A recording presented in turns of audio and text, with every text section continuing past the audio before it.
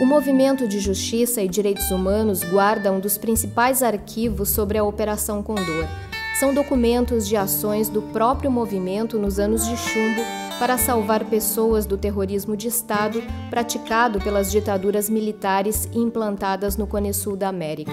Da sua sede em Porto Alegre, ponto geopoliticamente estratégico de rotas de fuga pelas fronteiras, o movimento levantou-se para enfrentar o Condor e socorrer as vidas ameaçadas. Cerca de 2.000 vidas foram salvas. Estas operações de salvamento serão contadas pela série Enfrentando o Condor, quando os governos matavam.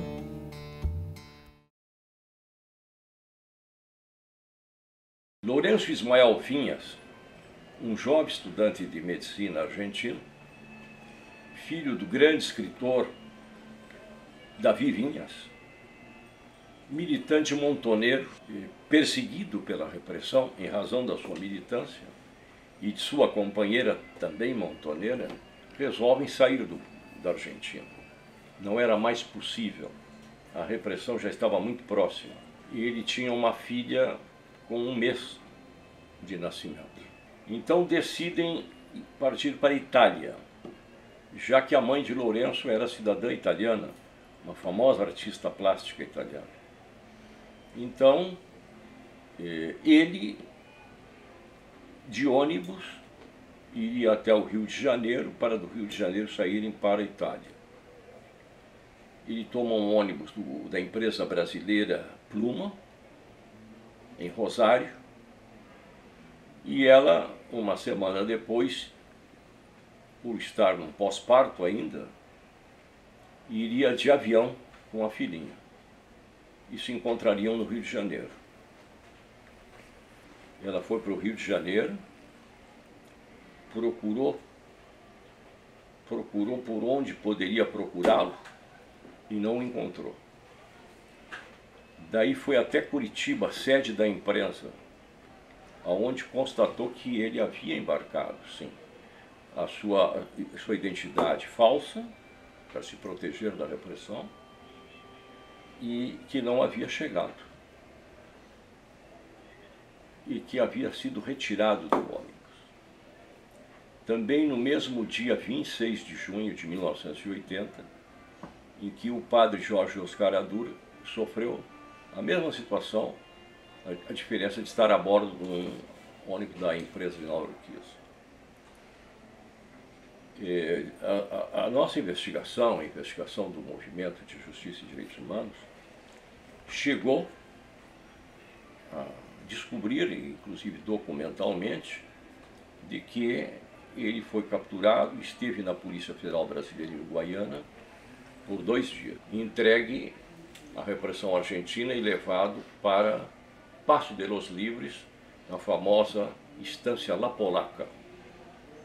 Lá estivemos, realmente, há um prédio assim, fantasmagórico, um porão, aonde colocavam os presos, aqueles que foram capturados pela Operação Condor, levados para Buenos Aires, ele e Padre Adur, para Campo de Maio, onde lá estiveram.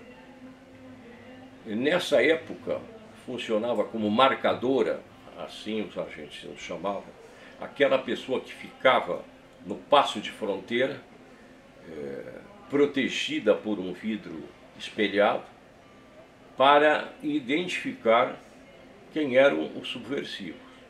Neste caso, a marcadora era Silvia Tolchinsky, que havia sido secretária do grande chefe montoneiro. Foi ela quem identificou o Padre Adur, foi ela que identificou Lourenço Ismael Vinhas. Depois ela também, que havia sido capturada na fronteira com o Chile, e barbaramente torturada, é ela que nos relata que, estando em Campo de Maio, conversou com Lourenço. Lourenço exibiu a foto da filhinha. E ela nos conta também que no dia seguinte ele deveria ser colocado no voo da morte. Mas como houve mau tempo, naquele dia não saiu o voo. Ela não sabe dizer em que voo ele teria sido levado para ser jogado no mar. Bem, todas essas informações que o movimento de justiça e direitos humanos recolheu ao longo dos anos foram levados para um processo que nós iniciamos em Paso de los Libres, na Justiça Federal de Paso de los Libres, e posteriormente na Justiça Federal em Buenos Aires. Mas não foi só isso. Este caso foi levado para a Justiça da Itália, tendo em vista que Lourenço também tinha cidadania italiana. Este processo na Itália nós iniciamos em dezembro, dia 7 de dezembro de 1999, no Consulado da Itália em Buenos Aires. Foi o nosso primeiro depoimento. E durante o longo de praticamente 21 anos, fomos aportando detalhes, documentos, 2 vezes ida a Roma para depor, e arrolamos do lado brasileiro quem seriam os responsáveis, dentro da ótica da justiça italiana, a cadeia de comando. Então começava com João Batista Figueiredo, presidente do Brasil, general Medeiros, chefe do SNI. Ao longo desses anos, todas essas autoridades responsáveis foram morrendo. Foram morrendo, até que agora, mais recentemente, em agosto de 2021, morreu o último, o coronel Átila Roserza.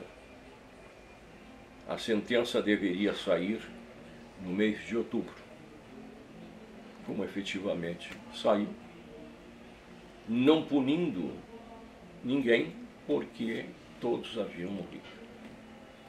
Mas mesmo assim a sentença é clara quando diz que o processo estava sendo encerrado pela morte dos réus, mas que haveria prova suficiente para condená-los. E a condenação seria semelhante a outros, prisão perpétua. Junto nesse processo, os documentos que nós colocamos à disposição da justiça italiana, foi o documento em que o governo brasileiro indeniza a filha de Lourenço Ismael Vinha. O governo brasileiro reconheceu a sua responsabilidade e indenizou, assim como indenizou os familiares do padre Adu. Lamentavelmente, a morte livrou todos esses criminosos de lesa humanidade brasileiros, livrou de receber uma condenação. Seria certamente uma das raras condenações dos repressores.